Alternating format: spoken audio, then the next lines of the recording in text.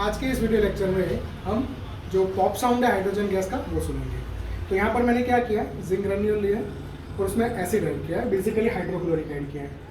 अब जैसे ही मैंने इसमें ऐड किया तो आप देख सकते हो यहाँ पर बबल्स फॉर्म हो रहे हैं और गैस जनरेट हो रहा है, जो कि हमने टेस्ट ट्यूब में स्टोर किया है। अब हम क्या करेंगे, इस टेस्ट ट्यूब को देखना, साउंड आया, ये कौन सा साउंड था, पॉप साउंड। तो इस तरह से अगर हाइड्रोजन गैस को जलाओगे तो क्या साउंड मिलेगा, पॉप साउंड। Thank you.